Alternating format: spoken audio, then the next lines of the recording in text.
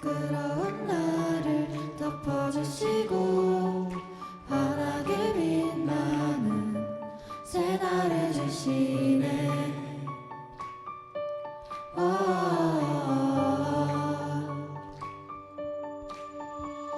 평범한 하루도 우리의 목소리도 당신의 나를 누리며 살아가네.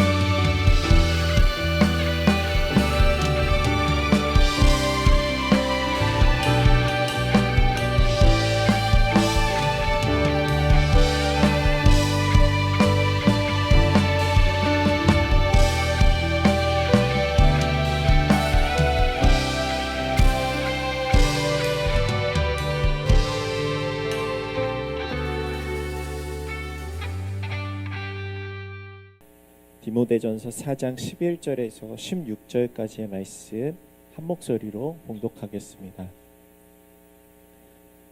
너는 이것들을 명하고 가르치라. 누구든지 내 연소함을 없인 여기지 못하게 하고 오직 말과 행실과 사랑과 믿음과 정절에 있어서 믿는 자에게 본이 되어 내가 이를 때까지 읽는 것과 권하는 것과 가르치는 것에 전념하라. 내 속에 있는 은사 곧 장로의 회에서 안수받을 때에 예언을 통하여 받은 것을 가볍게 여기지 말며 이 모든 일에 전심전력하여 너의 성숙함을 모든 사람에게 나타나게 하라. 내가 내 자신과 가르침을 살펴 이 일을 계속하라. 이것을 행함으로 내 자신과 내게 듣는 자를 구원하리라. 이는 살아계신 하나님의 말씀입니다. 아멘.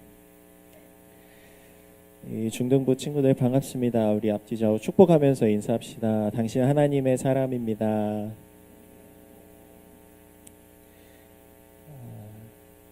오늘 전심전력이라는 제목으로 우리 디모데전서 말씀 함께 나눕니다. 여러분 우리 계속해서 서신서 말씀, 신약의 서신서 말씀들을 함께 나누고 있는데 서신서라고 하면 이제 편지 형식으로 전해진 쓰여진 글이라고 했어요. 이제 보통 바울과 또 다른 예수님의 제자들을 통해서 쓰여진 편지들인데 특별히 이제 바울은 고린도전서, 갈라디아서, 또 로마서 이런 책들 보통은 이제 초대교회 공동체를 향해서 쓰였던 책이라고 하면 오늘 디모데전서는 디모데 교회를 위해서 쓴 책이 아니라 디모데라는 한 사람을 향해서 수신인이 디모데인 이 책입니다. 이 디모데전서는 바울이 전도 여행 중에 만났던 디모데라고 하는 사람, 젊은 사람이었어요. 근데 이 디모데라는 사람을 만나서 디모데가 바울에게 말씀을 배우고 또 복음에 대해서 전해 듣고 예수님의 제자가 되게 되었는데 이 디모데는 특별히 에베소 지역에 있는 교회의 담임자가 됩니다. 그래서 우리로 치면 이제 담임 목사님이죠. 에베소 교회를 목회하던 이제 목회자였는데 이 디모데가 상대적으로 어린 나이에 젊은 나이에 목회를 하다 보니까 여러 가지 우려들도 있었고 어려움들도 많이 있었습니다. 그런 디모데에게 오늘 바울이 먼 곳에 있지만 이 편지를 통해 디모데 전서와 또 후서를 통해서 권면하며 힘을 주며 너 잘할 수 있어. 우리 믿음 안에서 우리 이겨낼 수 있어. 힘을 북돋아주며 그 목회에 대해서 하나님의 말씀을 대신해서 전해주는 그 내용이 이 디모데서에 기록되어 있습니다.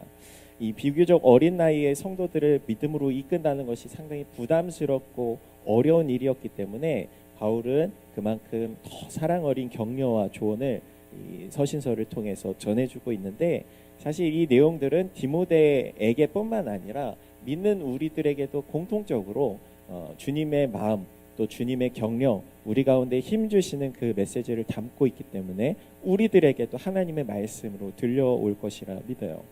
오늘 바울은 디모데에게 이 디모데전서 말씀들을 통해서 어떤 말씀을 우리 가운데 전해주고 있는가 세 가지 메시지를 함께 살펴보려고 하는데 첫 번째는 이것입니다. 우리가 믿는 자에게 본이 되는 인생이 살라라는 것입니다.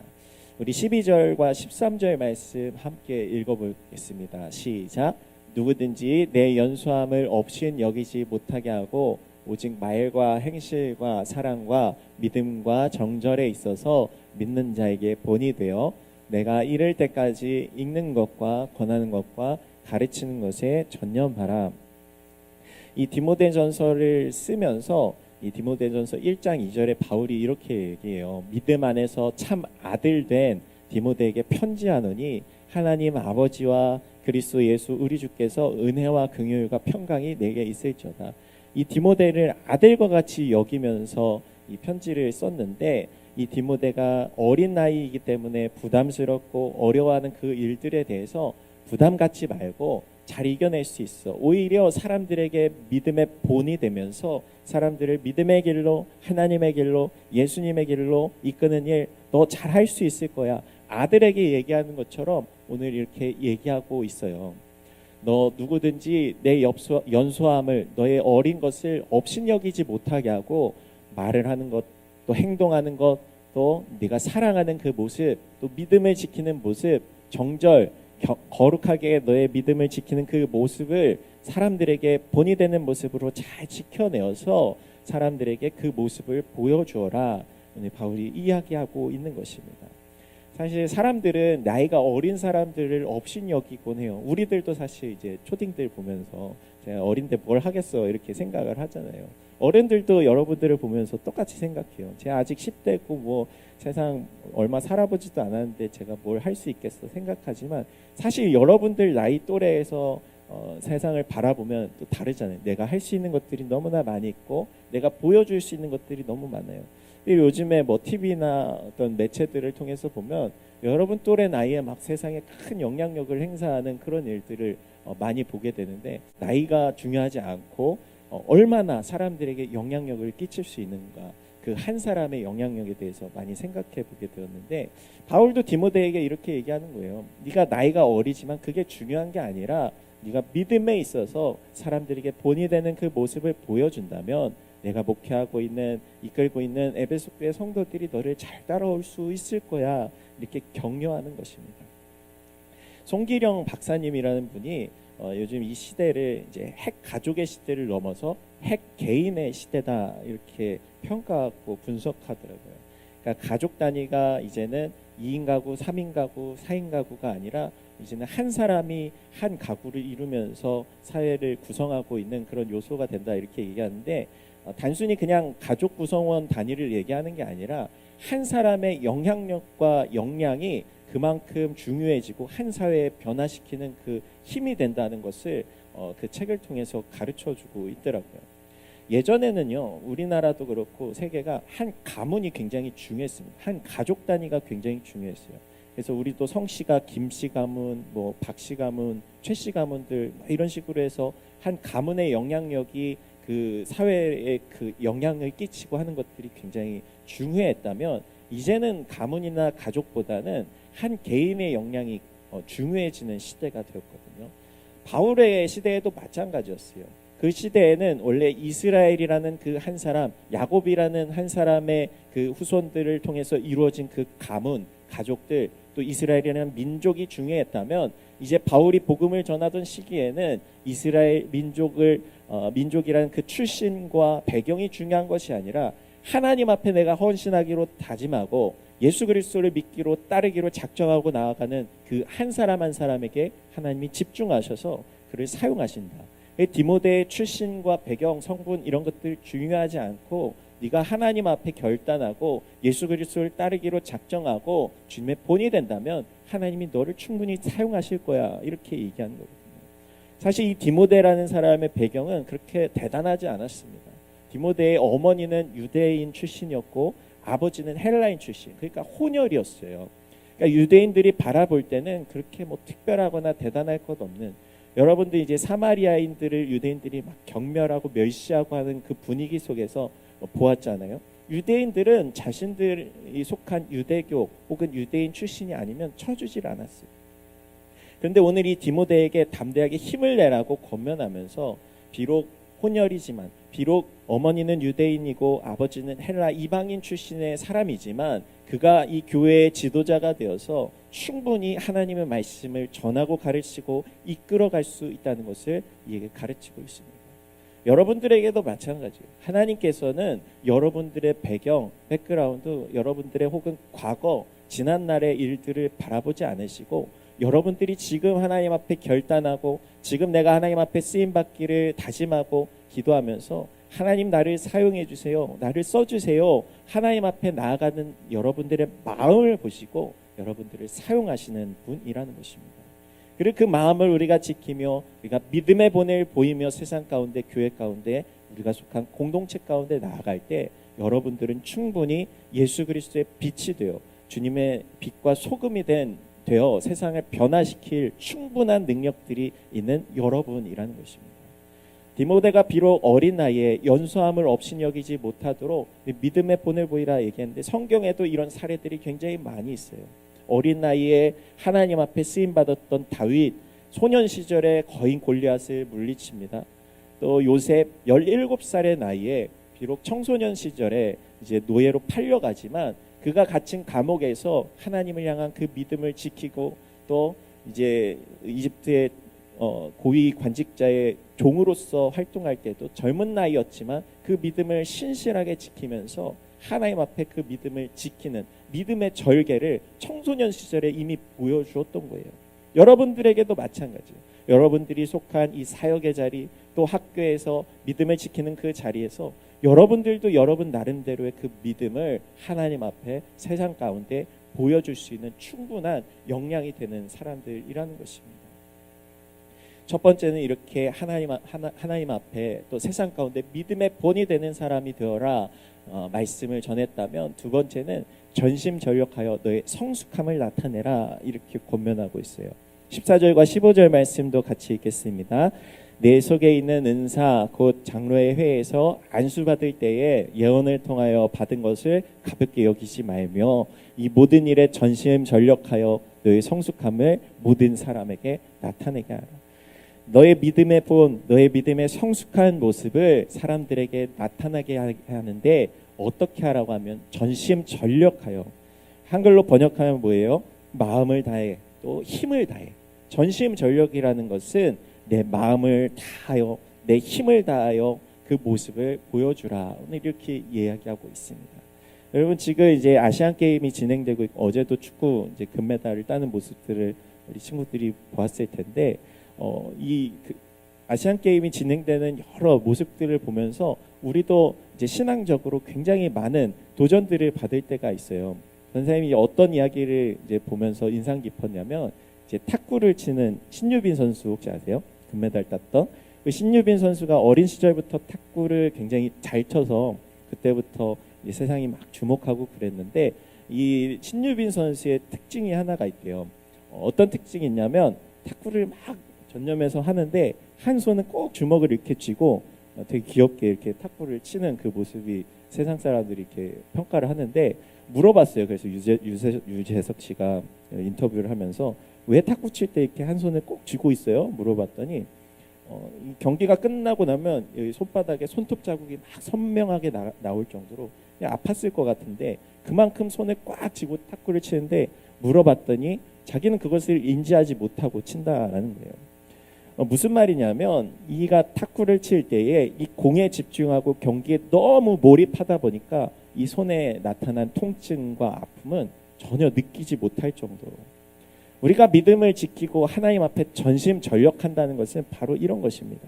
하나님께서 내게 맡겨주신 사명, 하나님께서 지금 내게 보여주신 비전, 하나님께서 내게 지금 말씀하신 그 명령 앞에서 나에게 찾아온 고통과 내 삶에 찾아온 시련과 아픔들은 느껴지지 못할 정도로 하나님 앞에 집중하며 전심전력하며 나아가는 것, 그런 태도, 그것이 바로 우리가 신앙의 길, 믿음의 길을 걸어가는 자세가 된다라는 거예요.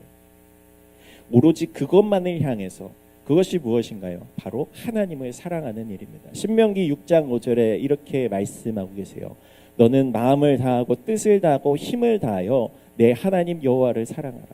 우리 모두가 다 여러 가지 은사들이 있고 재능들이 있고 각자 학업의 자리에서 혹은 내가 가진 달란트를 갈고 닦으면서 하나님 앞에 세상 가운데 쓰임받기 위해 나아가지만, 우리 모두에게 공통적으로 주어진 목적, 하나님의 비전이 무엇이냐면 바로 하나님을 사랑하는 일인데, 이 일을 어떻게 하라고 해요? 마음을 다하고 전심으로, 뜻을 다하고 힘을 다하여 전력으로, 전심전력으로 하나님을 사랑하는 이 일에 참여하라. 하나님은 우리 가운데 명령하고 말씀하고 있다는 거예요.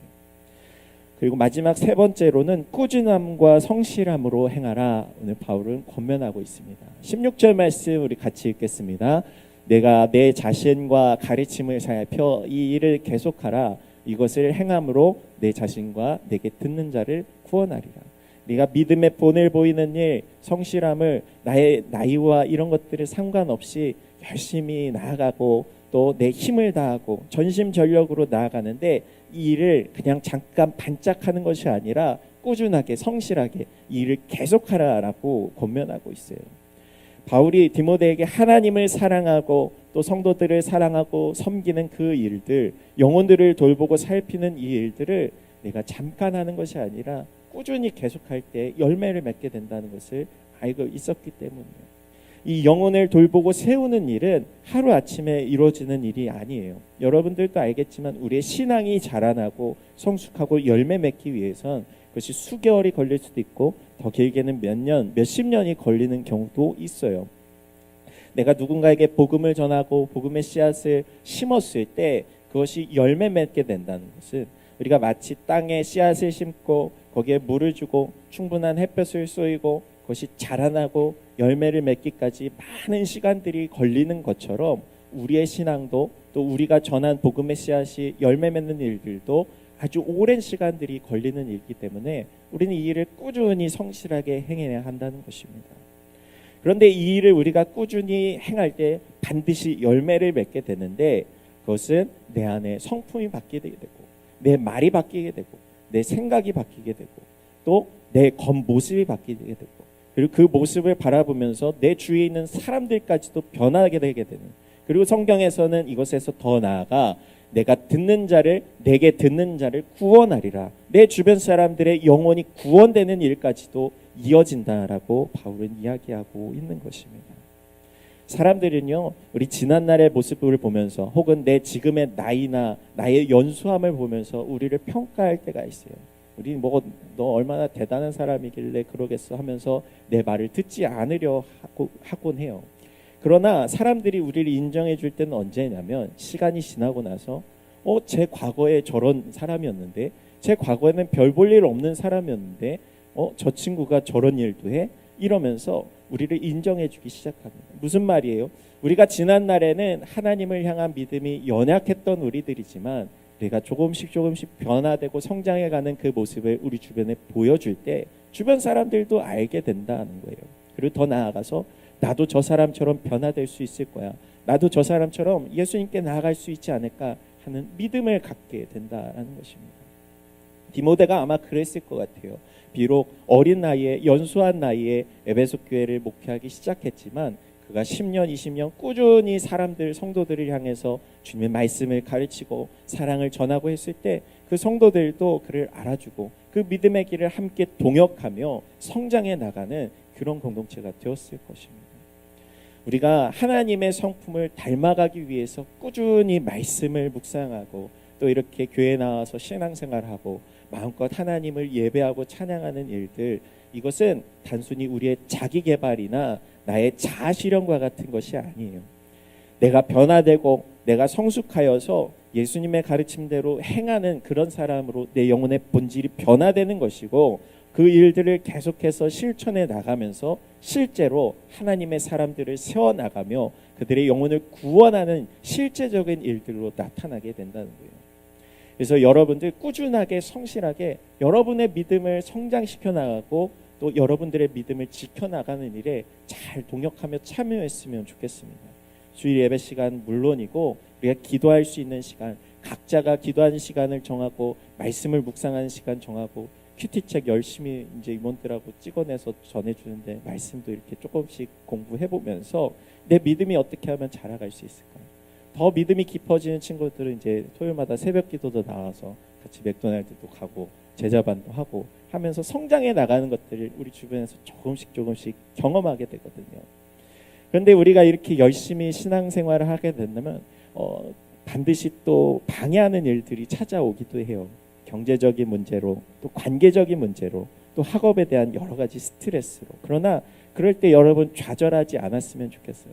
이 여러 가지 힘든 상황과 역경 가운데 하나님이 나를 버리셨을까? 하나님이 나를 알고는 계실까? 이렇게 생각하는 것이 아니라 세상이 나를 막 억까하는 것 같아도 성경의 많은 인물들이 그런 삶이었어요. 바울도 많은 사람들이 핍박하고 모진 고통 속에서 감옥에도 들어가고 했지만 세상이 나를 억지로 막 까내려가는 것 같아도 마침내는 내가 승리할 것이라는 그 믿음으로 마침내는 이겨냈던 사람들이 성경의 곳곳에 기록되어 있습니다. 우리 함께 봅시다. 세상이 나를 억까해도 나는 하나님을 붙잡겠습니다. 그것이 바로 우리 신앙의 태도가 된다는 거예요. 바울이 빌립보서 3장 12절에서 14절에 이렇게 고백하고 있습니다. 나는 이미 얻었거나 온전해진 것이 아닙니다. 내가 그것을 붙잡으려고 쫓아갑니다. 이는 나도 그리스도 예수께 붙잡혔기 때문입니다. 형제들이여 나는 그것을 붙잡았다고 생각하지 않습니다. 그러나 이 한 가지만은 말할 수 있는데 곧 뒤에 있는 것은 잊어버리고 앞에 있는 것을 붙잡으려고 그리스도 예수 안에서 하나님께서 위에서 부르신 그 부르심의 상을 위해 표대를 향해서 쫓아갑니다. 바울이 여러 가지 인생의 고난과 역경이 찾아왔을 때 그것에 집중하는 것이 아니라 표대 대신 예수 그리스도 부르심의 상을 위해서 달려갔기 때문에 그 아픔과 과거의 고통과 그런 것들은 뒤로 했다라는 것입니다.